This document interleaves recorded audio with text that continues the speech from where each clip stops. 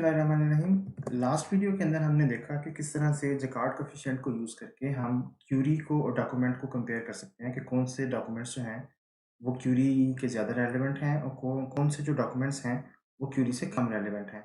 उसकी बेस पे हम डॉक्यूमेंट्स को ऑर्डर एक दे सकते हैं, सॉर्टिंग कर सकते हैं और यूज़र को वो डॉक्यूमेंट्स जो हैं वो प्रेज़ेंट कर सकते हैं।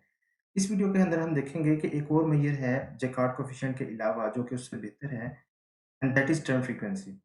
आपको याद होगा हमने लास्ट वीडियो के अंदर डिस्कस किया था कि जो रिकॉर्ड कोएफ़िशिएंट है वो सेट थ्योरी पे बेस करता है और सेट के अंदर जो है वो रेपिटिशन नहीं होती।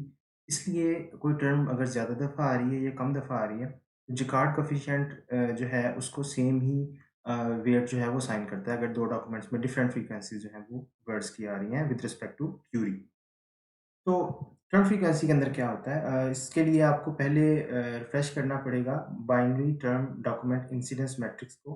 आपको याद होगा कि binary term document incidence matrix के अंदर क्या होता है कि हम हर टर्म को जिस डॉक्यूमेंट में वो प्रेज़ेंट है उसके अगेंस्ट 1 जो है वो स्टोर कर लेते हैं और जिसमें वो प्रेज़ेंट नहीं है वहाँ पे हम 0 स्टोर कर लेते हैं, ठीक है? यानी कि हम ये कह सकते हैं कि हर जो डॉक्यूमेंट है, वो एक बाइनरी वेक्टर उसका जो है वो बन रहा होगा या उसकी वैल्यू 0 होगी या 1 होगी और उसकी जो लेंथ है, वो वोकैब्युलरी का साइज़ टोटल वोकैब्युलरी का साइज़ जो है, वो होगा। इससे जो इम्प्रूव्ड फॉर्म है, वो है कि हम डॉक्यूमेंट के अंदर टर्म कितनी दफ़ा अकर कर रही है, उसकी फ्रीक्वेंसी जो है, उसको हम जो है वो स्टोर कर लें।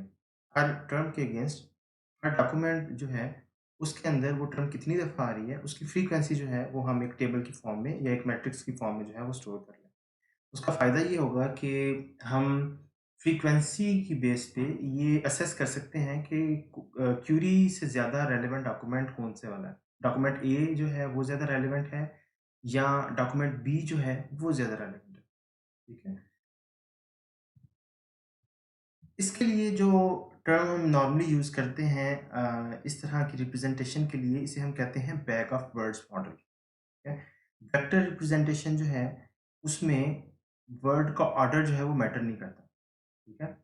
क्योंकि एक वेक्टर जैसे हमने लास्ट स्लाइड के अंदर देखा, एक वेक्टर जो है उसमें वन्स और ज़ीरोज़ तो हैं, लेकिन वो पूरी की पूरी वोकैब्युलरी के ज़ीरोज़ और वन्स हैं और उसकी बेस पे उसको ज़ीरोज़ या वन्स दिए गए हैं, ठीक है? तो उसमें जो डॉक्यूमेंट का ओरिजिनल ऑर्डर था, वो अब उस टेबल के अंदर एक्ज़िस्ट नहीं करता, वो इन्फॉर्मेशन नहीं है। तो आप ऐसे ही समझ सकते हैं कि ये एक बैग है जिसमें पूरी की पूरी वोकैब्युलरी पड़ी हुई है और उस वोकैब्युलरी को ज़ीरोज़ या वन्स हैं in term document incidence matrix के फॉर्म में ज़ीरोज़ या 1 असाइन्ड है या अगर टर्म फ्रीक्वेंसी हम नोट करते हैं, उसमें स्टोर करते हैं, तो उसके हवाले से हर टर्म को एक डॉक्यूमेंट के अगेंस्ट कुछ फ्रीक्वेंसी वैल्यू जो है, वो असाइन्ड होगी, जो कि उसका काउंट होगा। तो इसे हम कहते हैं bag of words model. Bag of words model में मेनली जो वर्ड ऑर्डरिंग होती है, जो कि एक्चुअल डॉक्यूमेंट के अंदर थी, वो कंसीडर नहीं की जाती।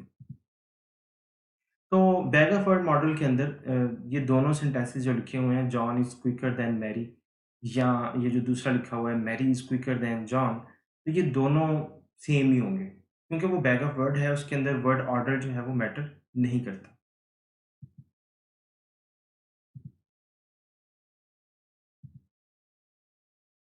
तो इसमें फिर वही चीज़ कि जो हमने लास्ट कुछ वीडियोज़ में देखा था कि पोज़िशनल इन्फॉर्मेशन हम स्टोर करते हैं इंडेक्स के अंदर। तो बैग ऑफ वर्ड मॉडल के अंदर जो अभी मैं आपको बता रहा हूँ, इसमें हम पोज़िशनल इन्फॉर्मेशन उस तरह से स्टोर नहीं करते, क्योंकि इसमें ऑर्डर मैटर ही नहीं करता। तो पोज़िशनल इन्फॉर्मेशन सिंपल अगर हम बैग ऑफ वर्ड मॉडल की जब भी आप बात करेंगे, तो उसमें वर्ड ऑर्डर जो है वो मैटर नहीं करता और वो स्टोर भी नहीं किया जाता। अच्छा, अब टर्म फ्रीक्वेंसी की तरफ आते हैं। टर्म फ्रीक्वेंसी जो है that is simply term t in document D is defined as the number of times that t occurs in D। ठीक है, एक टर्म जो है वो एक डॉक्यूमेंट में कितनी दफ़ा आकर हो रही है, वो उसे हम जो है वो टर्म फ्रीक्वेंसी कहते हैं।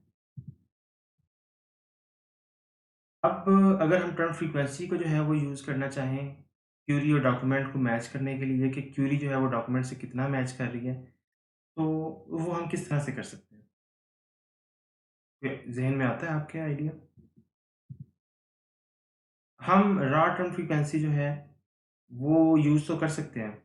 लेकिन रॉ टर्म फ्रीक्वेंसी जो है ना वो बहुत यूज़फुल नहीं है।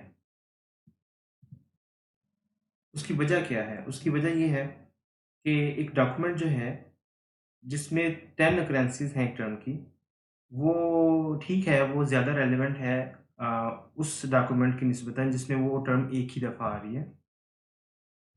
लेकिन हम ये नहीं कह सकते कि वो 10 टाइम्स जो है वो ज़्यादा रेलेवेंट है, ठीक है?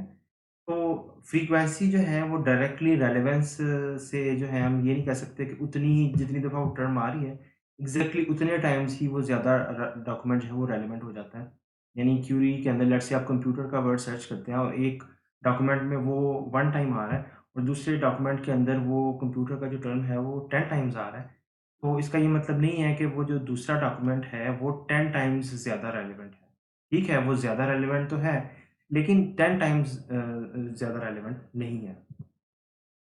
तो इसमें हम ये कह सकते हैं कि रेलेवेंस जो है वो उसका इंक्रीज़ जो है वो प्रोपोर्शनल नहीं होता टर्म फ्रीक्वेंसी के साथ। तो हमें कुछ टर्म फ्रीक्वेंसी को भी यूज़ करना है और उसको प्रोपोर्शनल भी नहीं रखना। ठीक है? तो उसके लिए हम क्या करते हैं, हम लॉग फ्रीक्वेंसी वेटिंग जो है वो यूज़ करते हैं। यानी कि जो भी हमारी टर्म फ्रीक्वेंसी है उसको उसका हम लॉग ले लेते हैं और लॉग बेस 2 का भी हो सकता है, बेस 10 का भी ले सकते हैं।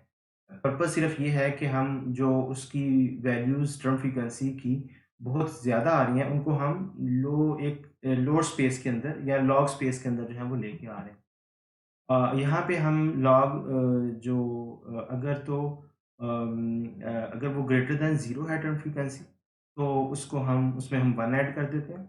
अदरवाइज़ हम जो वेट है उसको 0 जो है वो असाइन कर देते हैं। ठीक है? तो इस तरह से हम लॉग फ्रीक्वेंसी जो है वो कंप्यूट करते हैं इंस्टेड के हम सिंपल काउंट कर लें और उसकी फ्रीक्वेंसी जो है वो यूज़ करें।